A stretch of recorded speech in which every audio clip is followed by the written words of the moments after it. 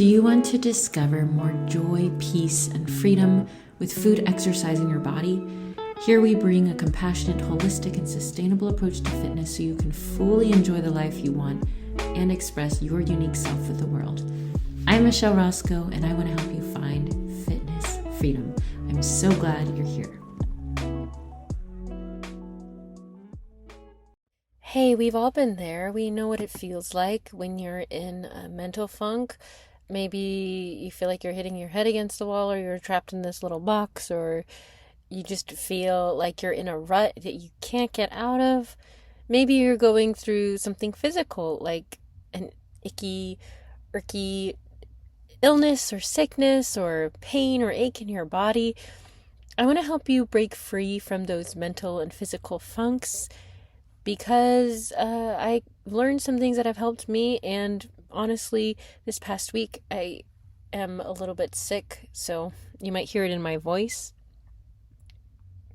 I got a little bit of a physical funk, and I've noticed my thoughts have been more negative lately. I've been feeling a little bit more anxious and depressed, and so I know about the mental funk as well, and I want to help you get through it. I want to help you break free from it. Not that all of these things are bad and that we need to get out of it as soon as possible or deny it.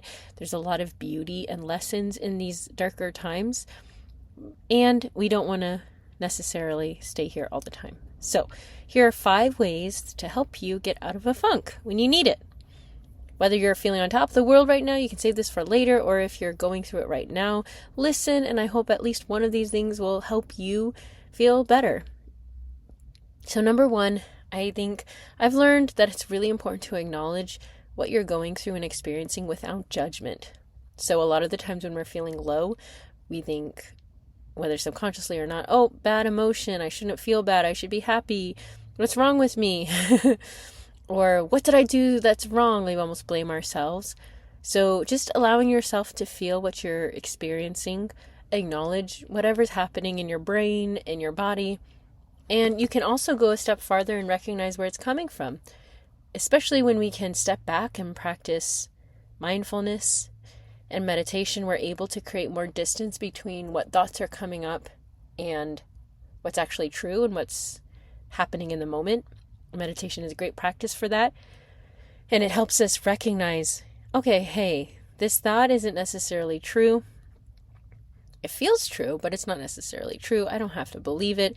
It's probably coming from blah, blah, blah, or such and such. And therapy can be really helpful in unpacking these deeper messages that we've grown up with or had in our brains for a long time that aren't true and that aren't serving us. Number 2, after we have acknowledged what's going on without judgment, we can, with compassion, diagnose what's going on. So sometimes it's a really simple issue that makes a lot of sense. So you can ask yourself questions. I think starting with the physical is more important. So ask yourself, how is my sleep? Does this have to do with me not getting great sleep?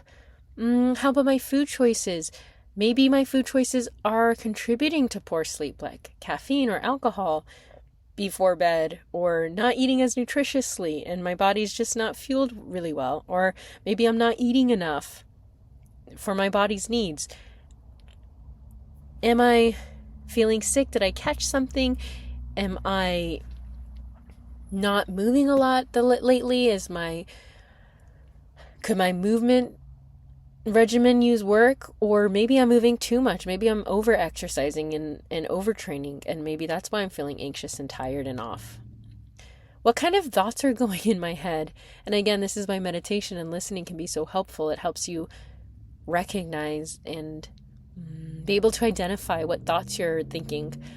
I will say, for me at least, a lot of the times that I'm in a funk, especially a mental funk, I'm thinking pretty mean thoughts, like pretty negative thoughts, without even recognizing it all the time.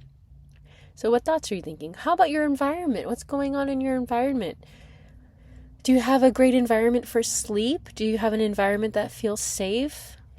You can just ask yourself these questions, and a lot of the times fixing something small in your physical environment can make a huge difference for getting out of your funk.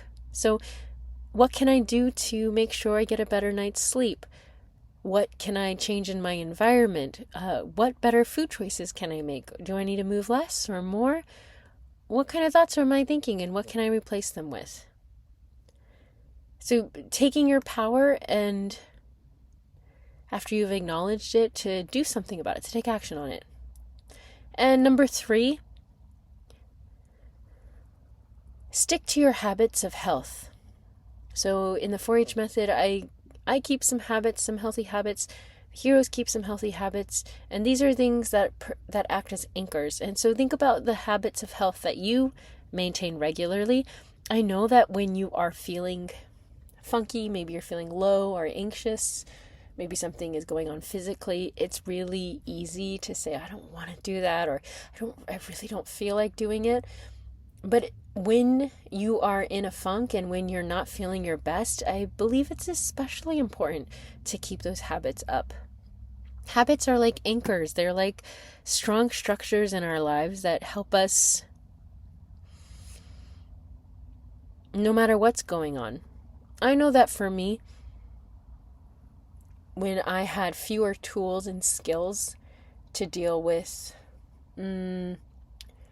my mental and emotional world, and I've grown a lot, and I don't think that exercise should be your main tool, but I know that my habit of exercise definitely helped me when I didn't have access to a lot of other tools. And of course, we don't want it to be our only tool. We want to learn skills, getting a bigger toolbox, so we're not just using a hammer all the time for all of our issues.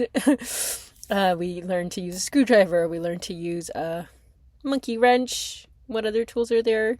Drills? I don't know. Instead of just one. But at the same time, going for a walk, making sure you brush your teeth, washing your face, taking a shower, making sure you're eating regular meals, even when you don't feel like it, making sure you take care of yourself physically with your small healthy habits, making sure you turn off your screen, noticing maybe if you're scrolling a lot on social media, or noticing what your input is on media or TV. These things can make a huge difference. So stick with your healthy habits, especially if you don't feel like it. And number 4, lighten up and see where things are going well. It's not all doom and gloom, even if it feels like it. Notice where you're putting your attention. If you're watching the news, I wouldn't be surprised if you felt in a physical mental funk often. You can turn off your screens. Notice what sources you're listening to. Go out in nature. Laugh at something. Do something just for fun. Lighten up a little bit. Know that not everything is bad.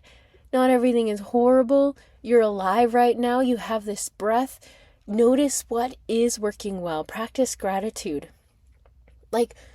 Of course, there are things that are scary that are going on in the world. And of course, there are things that we can't control. But just look outside your window. Look at the air, the sun rising every morning, the cute little doggies and cats that exist in the world, the grass on the ground, your ability to breathe, appreciating what you do have and appreciating what your body can do. So when you're feeling sick or you have an ailment or something, think about what your body can do and appreciate it for what it's doing for you, even now as you're feeling sick. It's not all bad. See where things are going well. And lastly, number 5, make a plan. So looking ahead, feeling a little bit more prepared, help you navigate what's coming up as far as you can. It might just be like a tomorrow plan. It might be just a today plan. It might be a whole week that you can plan ahead of.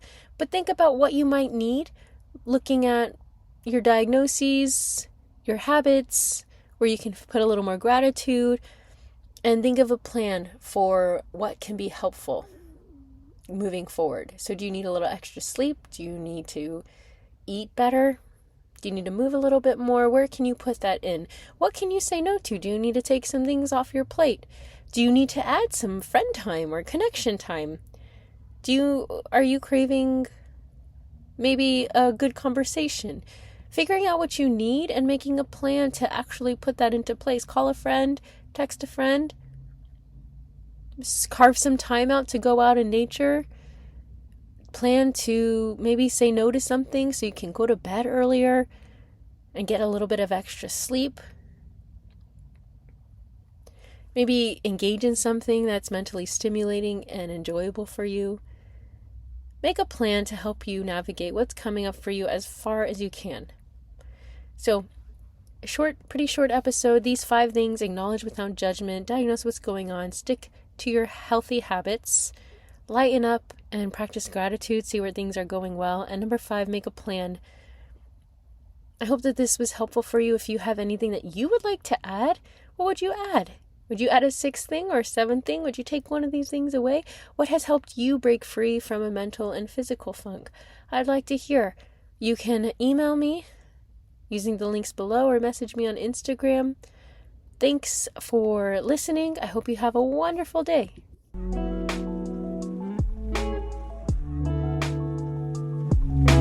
Hey, you reached the end of this episode. Thank you so much for your time and energy listening to this. I appreciate it so much.